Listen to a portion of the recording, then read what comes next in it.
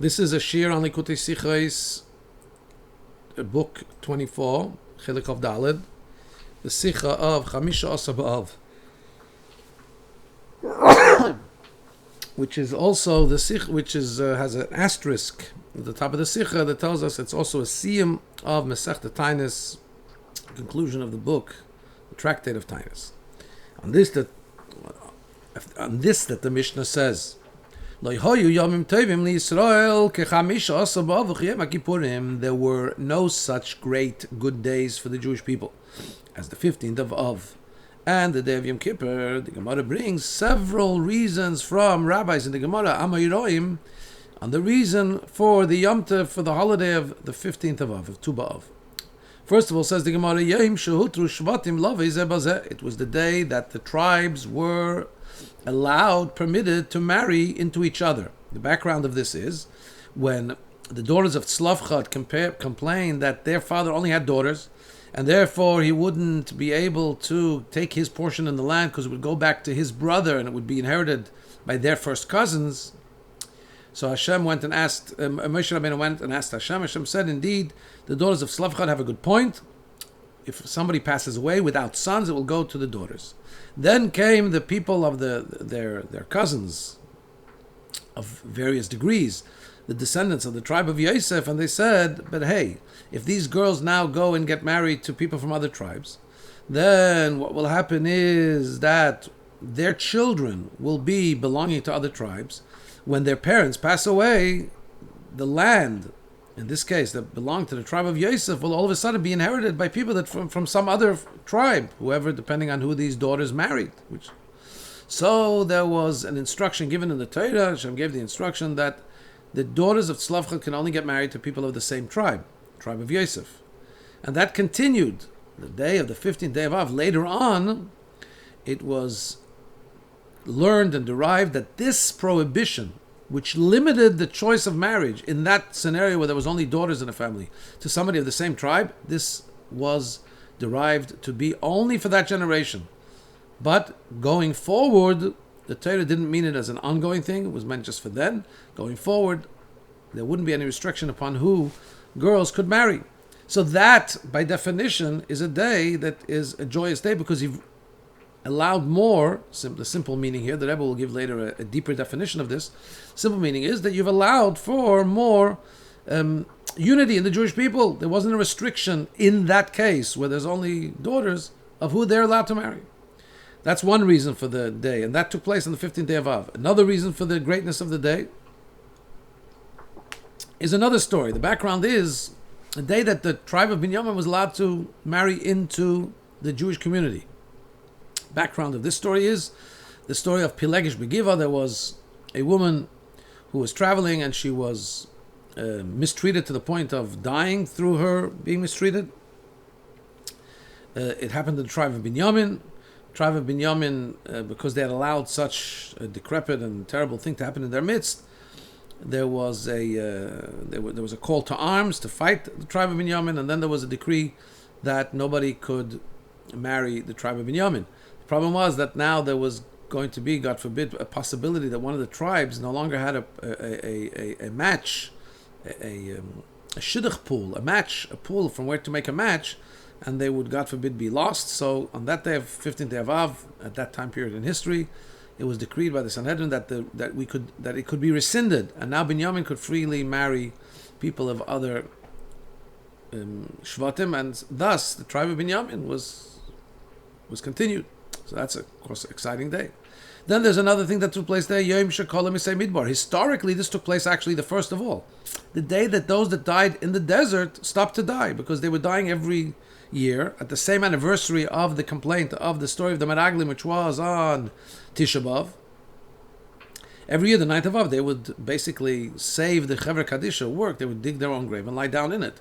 The year of the 40th year, which they weren't sure if it finished yet, they dug their graves and they didn't die. They got up, they thought maybe their calendars were off, and they kept on lying down in their graves till the moon was full on the 15th day of Av. They knew that's it. They're not dying anymore, and this is when they got the good news that the 9th of Av was no longer a day that they were going to die. Whoever was alive now all the males were going to go into the land of Israel. By the way, the women, anyway, this didn't apply to them because they didn't get caught up in the negative complaining against Israel. They had it right in the first place.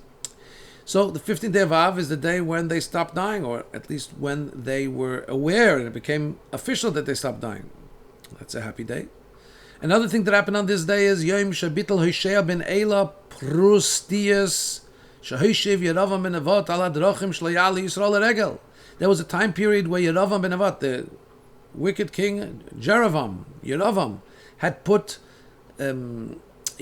guards and sentries at the passageways, at the highways that led up to Yerushalayim, not to allow people in his kingdom, which was the majority, it was the 10 tribes, not to allow them to go to Yerushalayim. And this was the day where Hoshea ben Ela came and he took off those restrictions. Great day. Now the Jews can get together. Now the Jews can go to Yerushalayim. Another thing that happened on that day is Yom Shenitnu Haruge Beit HaLikvura. After the destruction of the second temple, there was still a stronghold that held out for quite a while. It was Beitar. Eventually the Romans conquered them via nefarious means, and they were all killed, and they were not allowed to be buried. This went on for many years. This was the day when they were finally allowed to be buried. Interesting, just a snippet, that the fourth blessing of Birchas Hamazon, Hatoiv v'Hameitiv, thanking Hashem who is good and who does good, is because is marking this event. It was a momentous event that they were, after the terrible tragedy of them being killed, they weren't even allowed to be brought to their rest. And this was the day, 15th day of Av, when they were allowed, permission was given by the Romans to bring them to burial. So that is one of the reasons of the happiness of the 15th day of Av. And in the end, the Gemara brings something that seems to sum everything up, although it's totally different.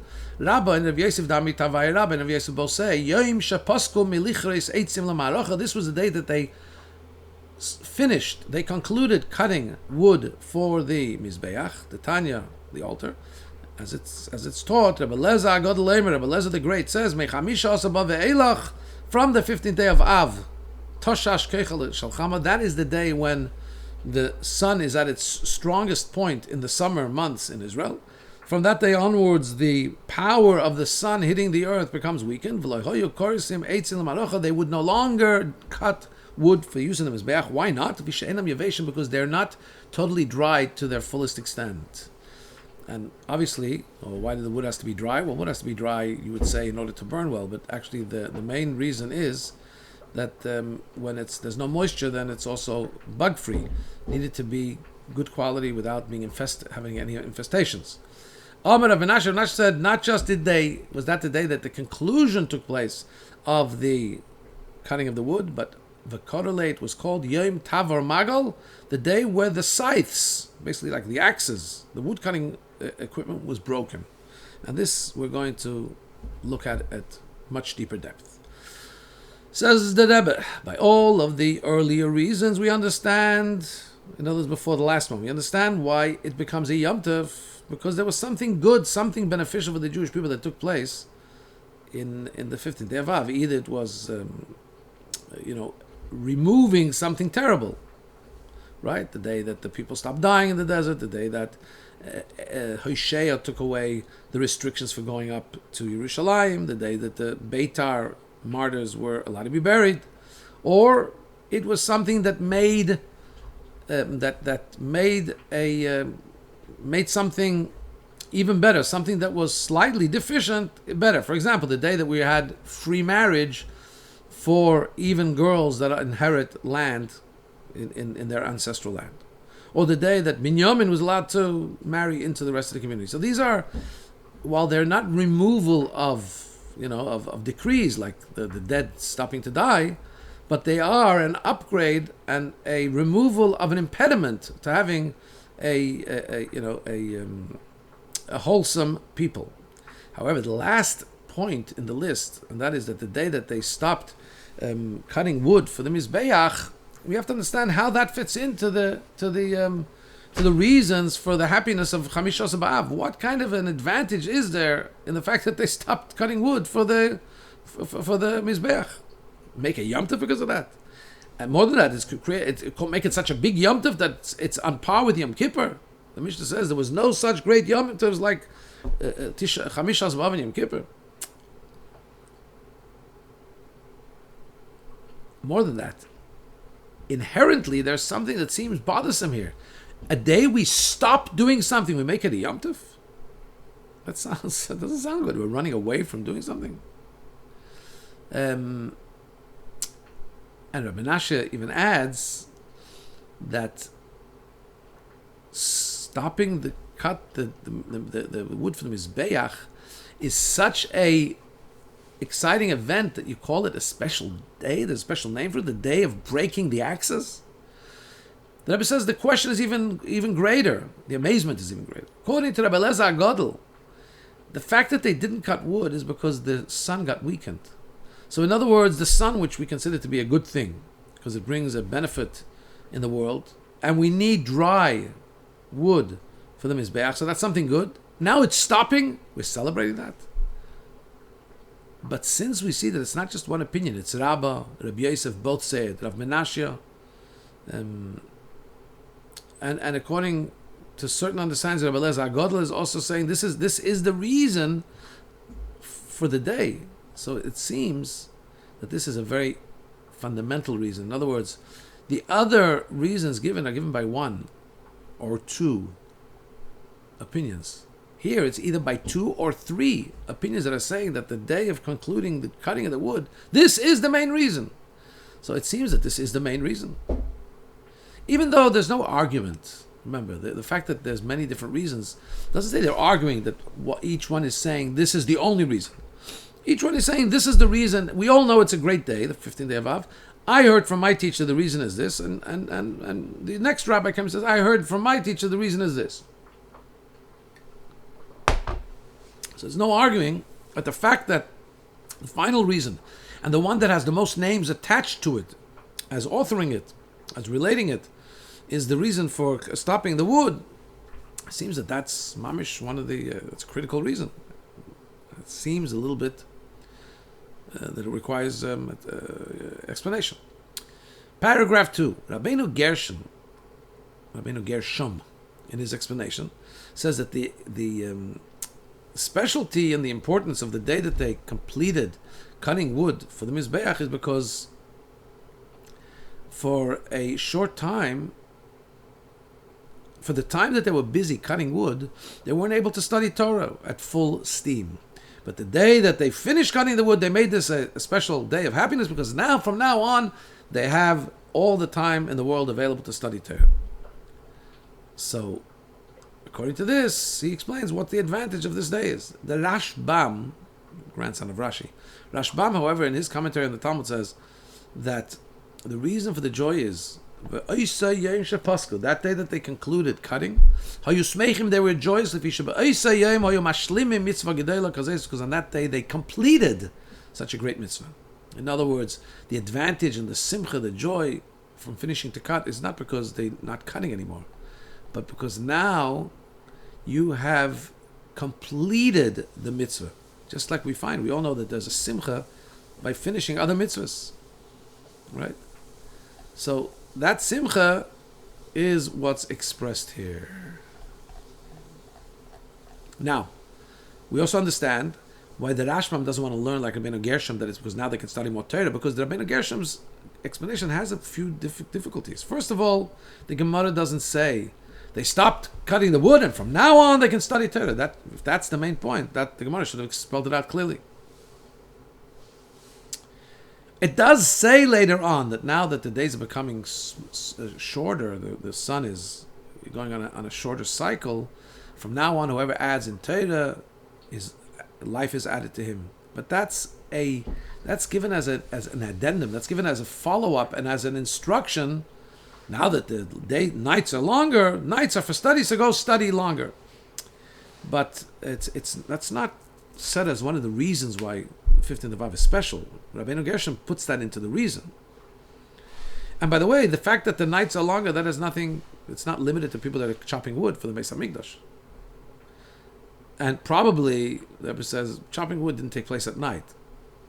So even if they were chopping wood in the Beis HaMikdash, if the nights are longer, they still have more time to study. So how is the fact that they finished chopping wood really a reason for simcha because they could study more Torah? Difficult to understand. Base, it doesn't seem to be so logical to say that a Yom Tov should be made, because now we can learn more Torah. In other words, the fact, it seems to say that there's a downside to the mitzvah of cutting wood for the Mizbeach. Oh, now we don't have to do it anymore. Now let's rejoice because we can use that time for something better, for studying Torah. It seems a little bit difficult to understand that. However, we have to understand from the fact that, okay, so the Rashbam, we know, the Rashbam says, well, they finished the mitzvah. Great. So we celebrate. But the fact that the Rambam says it's a mitzvah, it's a great mitzvah, why is he saying great mitzvah? Because he wants to explain probably why the Yom Tov of Chamisha Asabav is not just a regular good day, but we say there were no other Yom Tovs, like Yom Tov Yisrael, as great as this day in Yom Kippur. It's a special Yom Tov. So that's why he calls it a mitzvah gdel. But we have to understand, why is the completion of this particular mitzvah of cutting the wood for the Mizbeach called a mitzvah gedela, not just a mitzvah. It should be a mitzvah. On the contrary, you would imagine that this mitzvah is actually only a hechsher mitzvah. It only is an enabler to do the mitzvah. The real mitzvah is offering the karbonos, keeping the Mizbeach alight. But so is it enough of a mitzvah that we should make such a celebration when we bring a completion to the mitzvah? Especially that when we talk about finishing a literal mitzvah, like finishing a Torah, we don't find that it says it's a time of simcha. We don't find it says that there are no other great Yom Tovs like the Yom Tov of finishing a Torah. So why does this completion of this mitzvah create the energy of a mitzvah gedela, a simcha gedela, of such a great joy that still requires explanation? I'd just like to call your attention to something very fascinating that the Ramah says if you look up the Ramah in Yeridea, when he speaks about the concept of finishing a mitzvah, he says that, quoting the Nimukei Yosef, that where we learn that this Gemara is teaching us that this is where we derive the concept of making a celebration when we finish a mitzvah.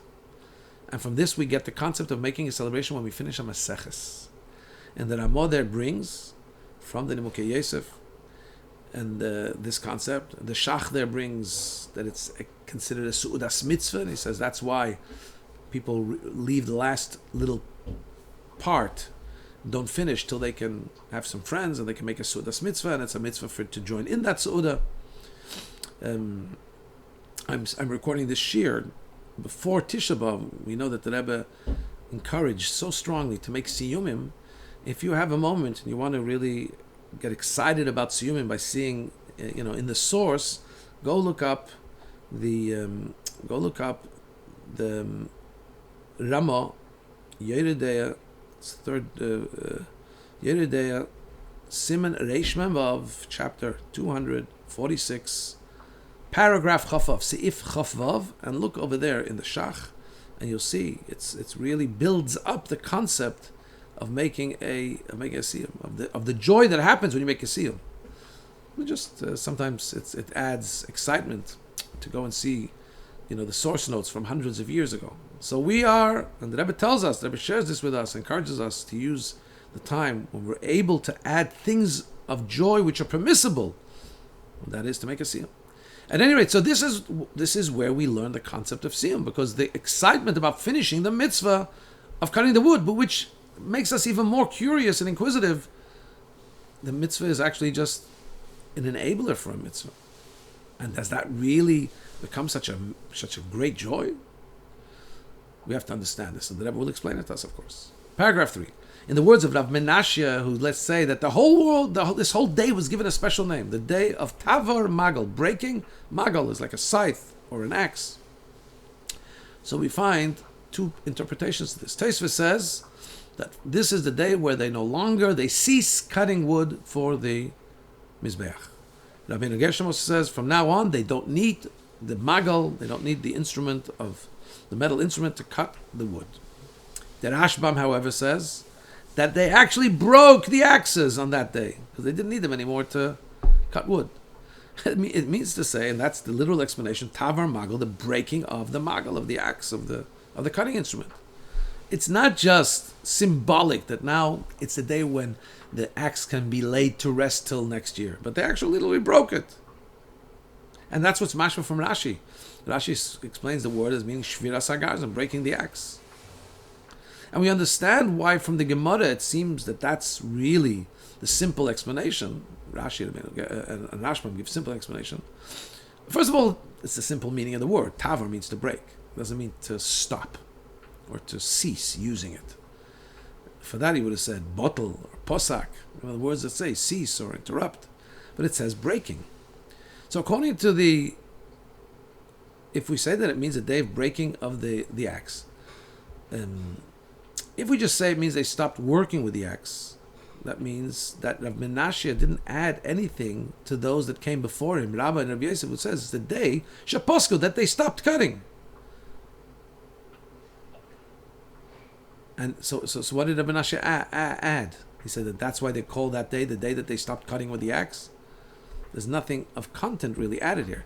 And moreover, and this is the main argument that Rabbi says, if we just say it means they ceased using the axe for cutting wood for the Mizbeach, so this day is no different than the days that follow it till the month of Nisan, where once again wood was cut. In other words, it's the final day, but it's just the first of the next more than 6 months of days till they started cutting again. So that's why we understand why the Rashbam says that literally it means Rabbi Menashe was saying they broke the axes. And that's what Rabbi Menashe is adding. It wasn't just they stopped. It was actually an action. They broke the axes on that day. We have to understand what is the great advantage, the great point of breaking the axes, to the extent that the day gets the name, the axe breaking day. What's so exciting about that? And why did they have to break it? We know that there's a concept of not being wasteful, bal tashchis. So why would we just go ahead and break the axe? Just keep it for next year. Now, we can understand why we wouldn't like to. We can understand why we wouldn't want to put the axe out there on the open market, on eBay, to be used for anything, because it was used already for something of the Beis Hamikdash. So you don't want to just, give it out there to be used for something of mundane use. However, what's not understood is why do they have to break it? They could allow it for the next year. Hara 36 never presents. You could really say they didn't want to leave it for the next year because then they'll have to fix it, they'll have to sharpen it, make it. You have to brush it up to bring it back to use. And there's a concept. What's wrong with doing that? There's a concept. You don't act. You don't act poor in the place of the ultimate wealth. What kind of people keep stuff for 8 months and refurbish it before they use it again? People that can't afford to buy a new one. If you can keep buying new stuff, you don't need to store stuff. You just give it away, and then. So we can understand why perhaps, they wouldn't want to put it away till next year, cutting the wood for the Mizbeach, and to use it for general repairs in the Beis Hamikdash. We can understand also why they wouldn't want to use it.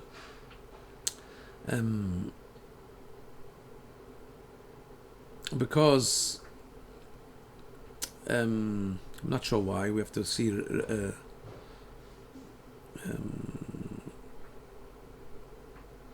It could be, the Rebbe says, the Rebbe presents in the star, the asterisk to this order, that just like the V'osulim Mizbeach Adoma Tasali, the Mizbeach is to be made with intentionality from when you start making it. Could be that they also had that custom that even the axe was made specially for cutting wood for the Mizbeach.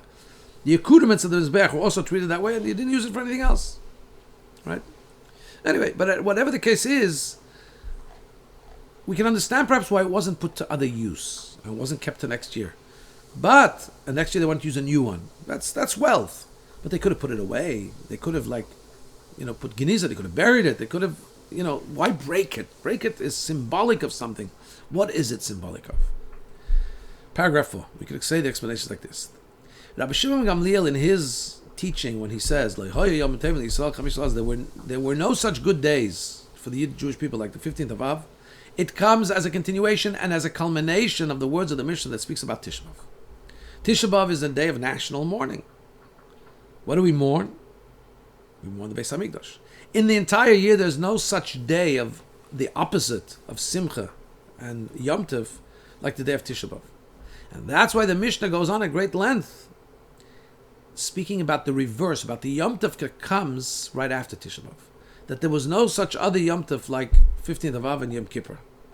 And now the Gemara, the Mishnah wants to expound on the greatness of that day.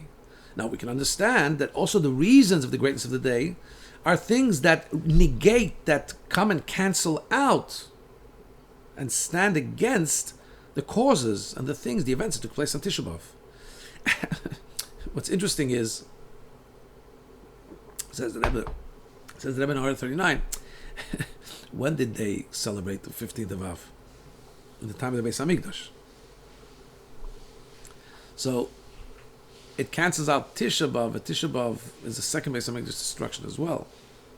So, but we still we celebrate Chamishas B'Av now also, and the reasons that the Mishnah is talking about is already talking about after the destruction of the Beis Hamikdash. So it does apply to us as well. So in other words, we celebrate Chamishas B'Av for these reasons. The reasons given are going to be things that are standing in opposition to. We don't say Tachn on this day, we mark this day. They're going to be reasons that are standing in stark, diametric opposition to the day and the things that happen on Tisha B'Av to make Tisha B'Av a sad day. So we understand certain reasons, we understand how they negate the Tisha B'Av events. For example, the day when those that died in the desert completed dying, which was basically that the decree that the Jewish people were not going to go to Eretz Yisrael was cancelled. It was finished. We understand how that is antithetical to Tisha B'Av, because the whole reason for Tisha B'Av, what was the reason for Tisha B'Av? It started with the fact that the spies came back and the Jewish people cried that night. Hashem said, "You're going to be crying. It's going to be a day of crying." So once the decree of dying, they died for 40 years, was finished, that's a reason to celebrate the negation of the core reason for Tisha B'Av. Also, the fact that the ones that were killed at Beitar, the martyrs of Beitar, was allowed to be buried, that's in opposition to two of the things that took place on Tisha B'Av, which is, in other words, the fact that they stopped dying in the desert. This negates the fact that Tisha B'Av was the day of the decree that we wouldn't go into Israel. We started going into Israel on the 15th of Av, 40 years later. And what negates the event, one of the events that took place on Tisha B'Av was that Beitar was captured. So many years later, when the martyrs of Beitar was allowed to be buried, that cancels out, so to speak. That comes to at least better that situation of Beitar being captured. At least now their bodies were released and given to Jewish burial. The other reasons also have anti-Tisha B'Av components. In other words, the first reason that it says that the Shvatim are allowed to get married with each other, even if there's only girls, and therefore they're inheriting their ancestral land. So what it tells us is that the fact that they're allowed to get married with each other makes our going into Eretz Yisrael and our ownership of Eretz Yisrael even stronger than it was before. And that's reason to make it a Yom Tov. Tisha B'Av was about not going to Eretz Yisrael. The Shvatim being able to marry into each other in all circumstances meant that our ownership of Eretz Yisrael, our entry in Eretz Yisrael, was more full. How so? The Rabbi explains. So long as there was this restriction that the inheritance cannot go from one tribe to the next. In other words, and that's why the women who inherited would have to marry men from their tribe.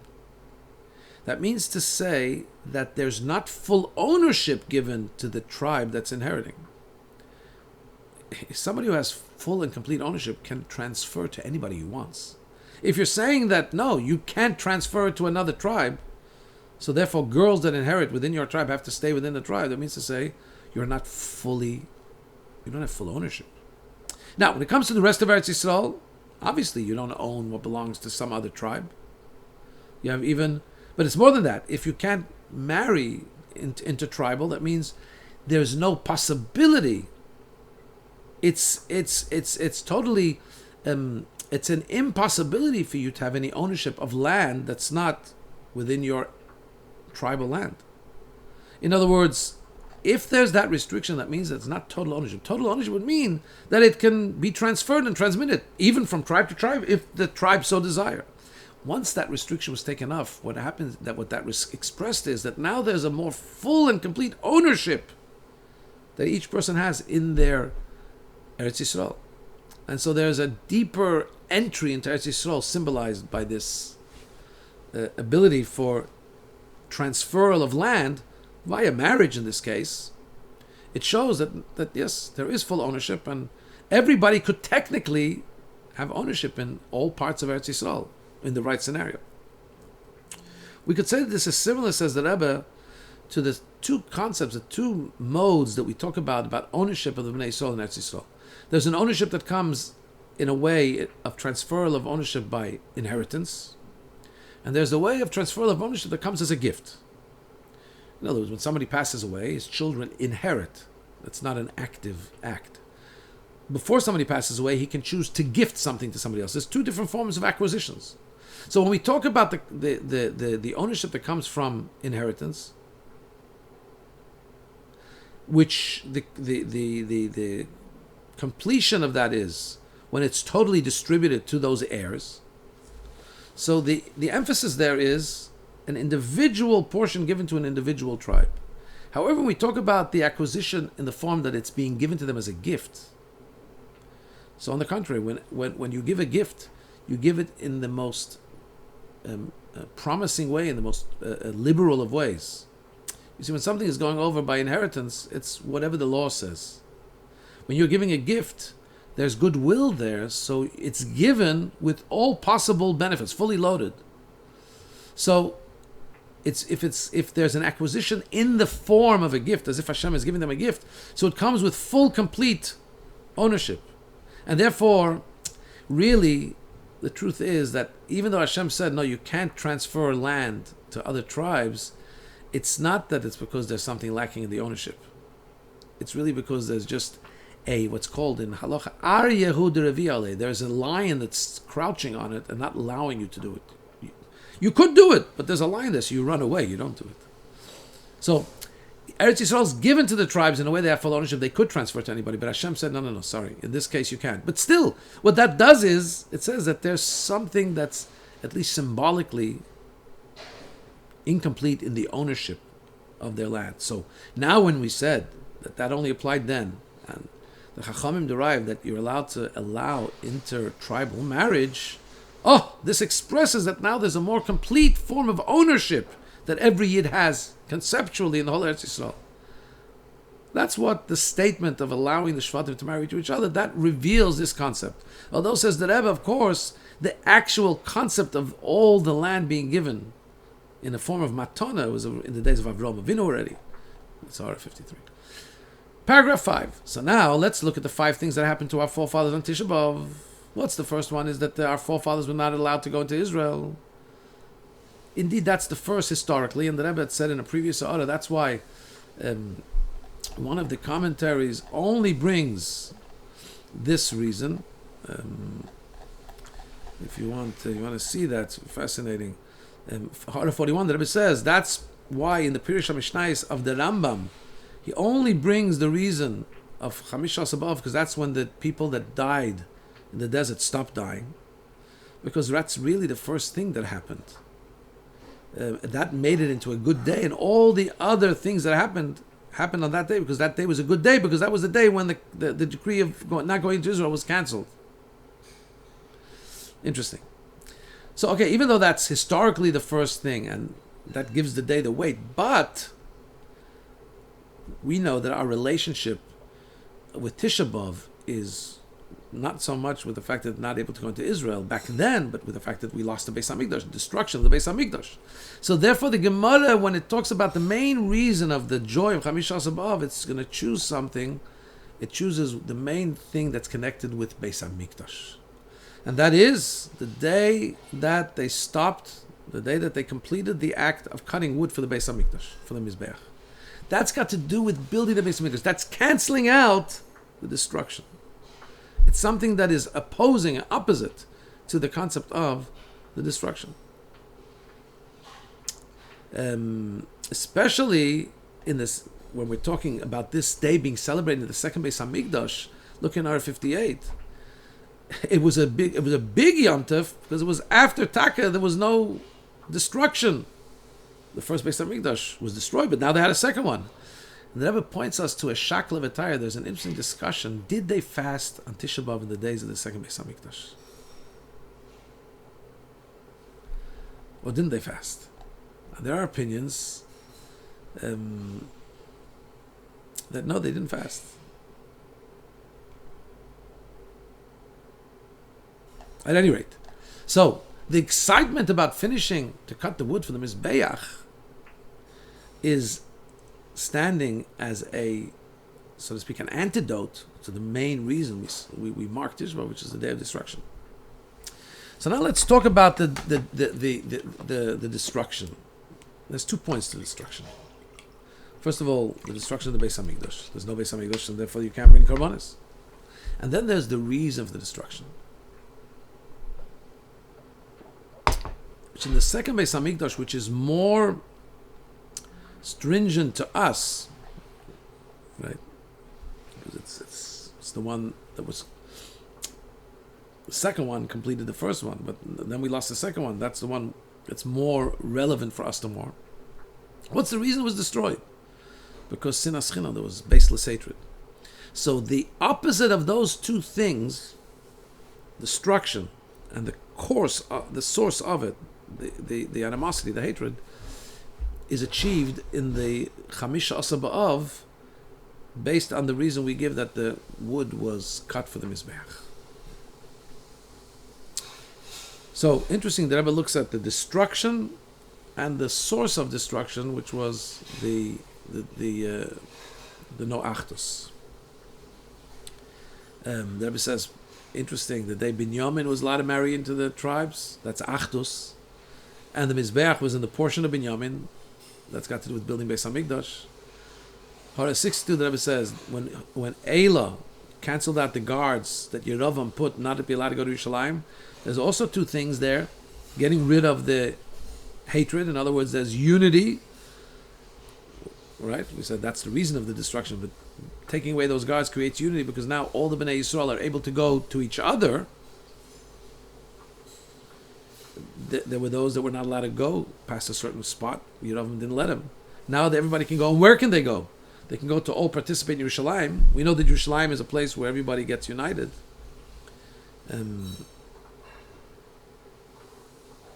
And number two, by canceling it, not just the Achtos aspect, but the Beis Hamikdash aspect, they can all go to the Beis Hamikdash, right? So that's a beautiful thing. Now let's talk though about the cutting of the wood, which also has within it these two aspects.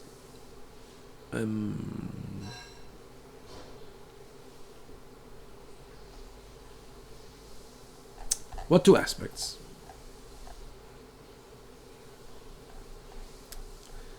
Let's see. Paragraph 6. We'll understand this by first understanding another diuk, another point that stands out in this topic. Why does the Gemara have to bring the words of Rabbi Elazar Godel that says, from the 15th day of Av, Toshash Keichach Shalchama, the power of the sun became diminished, started becoming diminishing, and they didn't cut wood for the Marach. Why does he have to bring that aspect as a proof? What's the difference? What's the difference what the reason that they completed cutting wood is? Especially, it makes it a little bit more difficult to understand the reason for the joy, because, I mean, all it is that the sun became weaker, so there's no other choice but to stop cutting wood, but that doesn't seem to give an excitement to that day. Like, so what is that? What is that saying? So the Rebbe says, actually, the explanation is that point about the sun is actually giving us the answer. The cutting of the wood for the Mizbeach, what that achieved is that for the entire year, the Mizbeach could be operational without any problem to offer up all kinds of karbanos. Private karbanos, which everybody had an obligation either to bring for an obligation, or because he had made a vow, or because he had committed to giving a donation of a carbon.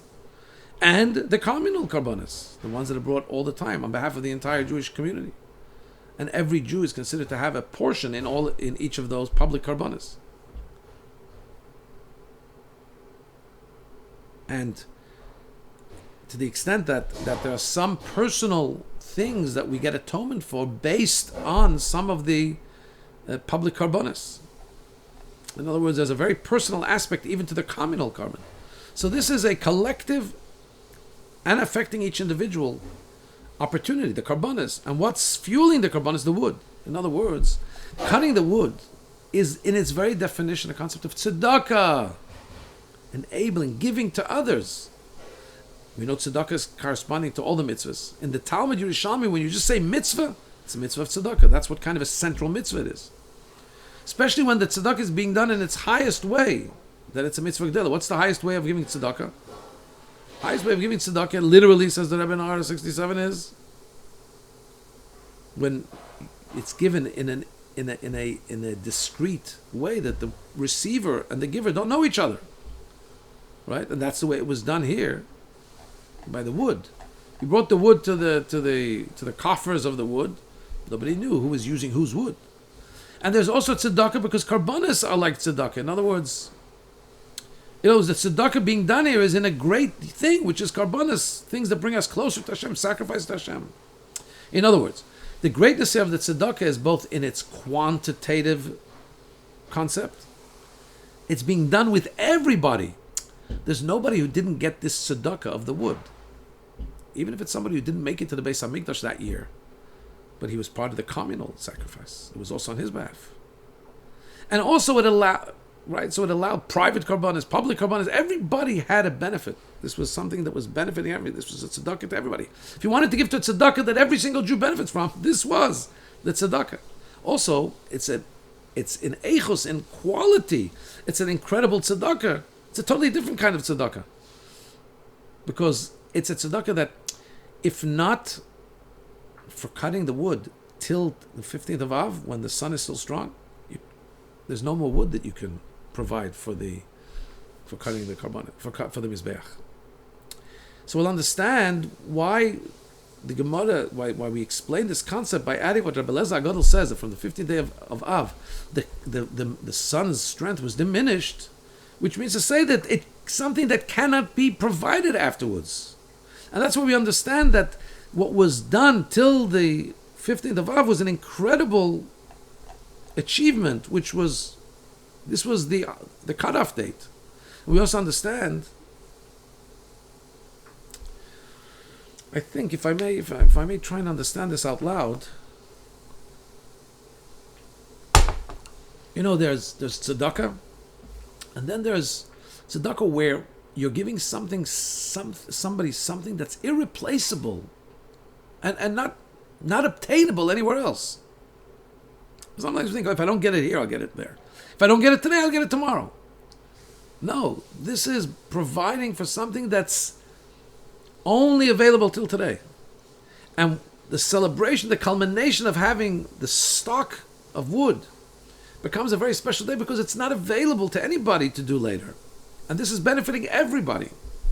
Now we also understand why this is a perfect antidote, so to speak, opposition in joy to the sadness of Tisha B'Av. Because this is the completion, in a sense, of the building of Beis HaMikdash. What is the building of Beis HaMikdash? The first halacha in the Rambam about Beis HaBechira is it's a mitzvah to build a house, muchen liyez makrivim bei karbanis, a house to Hashem that is prepared to offer up karbanis. That's what the mission statement of the Beis HaMikdash is. And that becomes enabled and completed on Chamish B'Av. That's when we have the full enabling of the Beis HaMikdash being functional for the rest of the year, because that's when they completed cutting the wood for the mizbeach, and now it becomes truly a dependable, stocked up house that can bring karbanis without any hiccups, without any interruptions, God forbid, till the following Nisan when they cut again. Paragraph 7. Now comes Rav Menashe, and he says it wasn't just the day that they culminated it, it was also called the day of Tavar Magal, the day of breaking the axe. that there's something else deeper and more wholesome and complete that happens within the context of talking about building the Beis Hamikdash, not just enabling the big mitzvah of having the karbonis, but even in the, so to speak, there's something essential that's being transmitted here by this day. What is it? So we know that the Mishnah says about the prohibition of having iron, metal, touch the stones of the Mizbeach. The Torah says you're not allowed to have metal touch the Mizbeach. And a stone that's touched by metal becomes puzzle, invalid for use in the Mizbeach. Why is that? The Mishnah says, Sha'abar zel nivra, lekatze yemashladov, metal was created to be used as an instrument of war to shorten the life of man. The Mizbeach was created, and its very purpose of being is to lengthen the life of man. It's not proper that something, a shortener, should come into contact with a lengthener and still things still be okay. The Mizbeach has to be pristine, kept clear of that arch enemy called iron. And this is what Rav Menashe adds, according to the way Rashi and Rashbam learn it. He's saying this is the day that the axes were broken.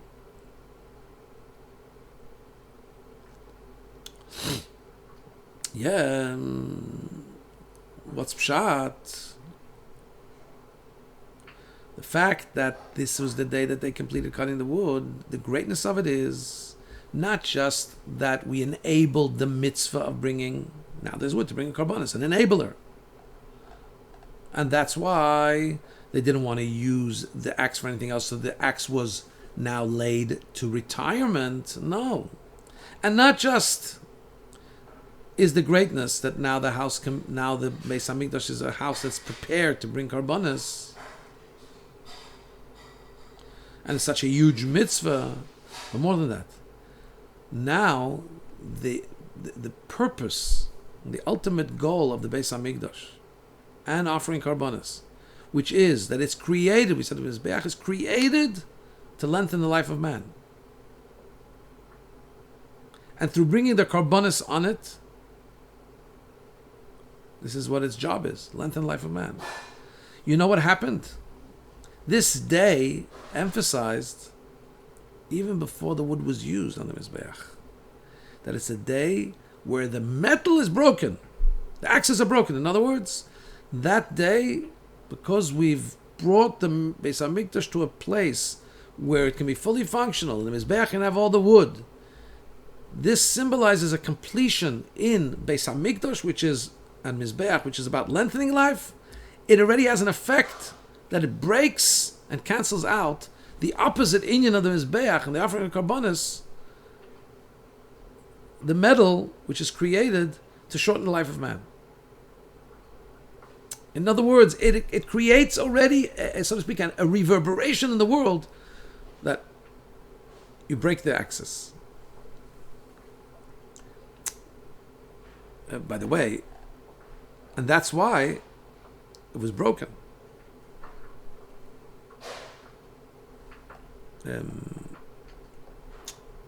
They broke the axe, literally, because from then on, it doesn't help the function of the Mizbeach to cut the wood. It was already done.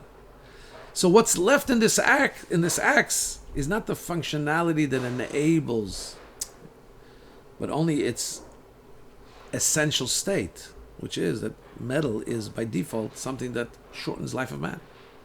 Anything else, in other words, you do with metal, there's many amazing things, medicine and life lengthening things. As we go further into, we get more positive uses, but that's all additional uses for metal. Metal in its default state, it's going to change, by the way. Mashiach comes, the default of metal, there's not going to be negativity, it's not going to be used. That's why the prophet says that the metal, the plowshares, will be beaten into plowshares. The swords will be transformed into useful things, into helping things grow. But that's a change in definition that's going to be when Mashiach comes. Now, it can also be used for good things. Look, it was being used for chopping wood in the Beis Hamikdash.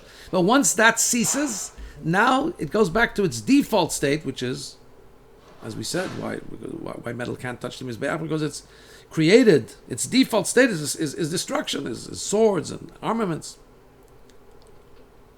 So, you got to break it. Symbolizing that, no, we don't want to leave it around only to be something that symbolizes what metal symbolizes. We break it. But what about the question we asked? What about wastefulness? RS75. Once there's a purpose and a meaningfulness in it, it's not called baltashka. It's not called wasteful. Being wasteful and destructive is only when you do it in a way of destruction and kilkul and ruining something. When there's a point, it's not baltashkas. Ches. According to this, we'll understand that the content of this, the meaning of this Yom Tov of the 15th day of Av, is unity, right? Between Yidden, which is the opposite and rectifies the sin that brought the destruction, sin aschinam. So now we understand why the Yom Tov of Tu B'Av, what took place. We know why 15th of Av is happy for various reasons, and we just explained at length. The building of the Beis Hamikdash is expressed therein, and the oneness of the Jewish people, the tzedakah, that everybody is now collectively and individually taken care of with this great mitzvah of tzedakah, the great opportunity to have their korbanos brought up because there's wood.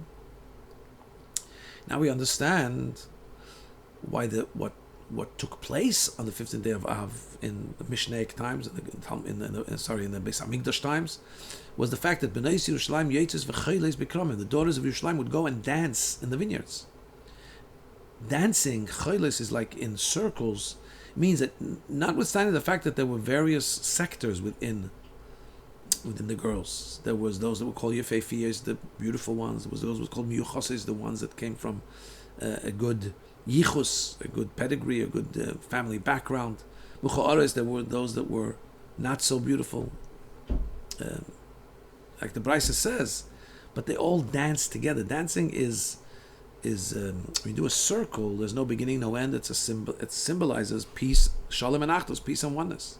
And more than that, what were they dressed in? They were dressed in simple white clothing, she'ulim, that were borrowed from somebody else, not to embarrass somebody who didn't have. And the Gemara explains the order that hierarchically, each girl would ask for clothing for the girl who is lower than her, so to speak, in the hierarchical social status. The daughter of a king would borrow clothing from the daughter of the high priest. The daughter of the high priest, the Kohen Gadol, would take it from the daughter of the next in charge, the assistant, the vice to the Kohen Gadol, etc., etc. So by doing this and borrowing clothing, first of all borrowing it for somebody who's lower than you on the social standing ladder, brings out even more expressly and more strongly the union of peace and oneness and achdus. Because the one that's more, so to speak, more on a higher social strata comes and borrows, in other words, subjugates themselves and is a recipient for somebody who's lower on the social ladder. And that's also in the end of the Masech. So in other words, this also represents the union of the oneness, achdus, which cancels out the destruction, because the reason of destruction is the divisiveness. And the same thing we find at the end of the Masech that says in the future Hashem will make a circle for tzaddikim, and Hashem will sit in them, within that circle, in Gan Eden, and each one of the tzaddikim will point with his finger and say, as it says in the prophet, it will say on this day, this is Hashem. That's when there's going to be a complete achdus, complete oneness and incorporation of all Yidden with each other. It says only about the tzaddikim. Well, we know it says v'amei kulam tzaddikim. Your people are all tzaddikim. As explained at great length elsewhere about what does this mean, the circle, Hashem sitting in there, and tzaddikim pointing and saying, this is Hashem. And on that day, which the prophet speaks about, on that day there'll be the circle of tzaddikim. That will be the day when really and forever the axes will be broken in the entire world. As the prophet tells us, that the swords will be beaten into plowshares, because no nation will do war on each other. The whole purpose of metal will change, and it'll be fulfilled in its complete way. The concept that we say the Mizbeach is therefore to lengthen the life of man. Who is Adam? Atem Kriyim Adam. You, the Jewish people, are called Adam. Arichas Yom Mishanim, long years and long days and long years. In the time of Tchias HaMesim, the dead will come back to life in the future. And that's going to be by all Jews, because it says, Kol Yisrael Shlem Chelik Elam Haba. All Jews have a portion of the world to come. In other words, the resurrection. As it says, Va'amich Kulam Tzadikim. That by all Yidden there'll be part of that Mochel Tzadikim, that circle of Tzadikim we're describing, which Hashem will make in the future. May this be B'mheirav Yameinu Mamash.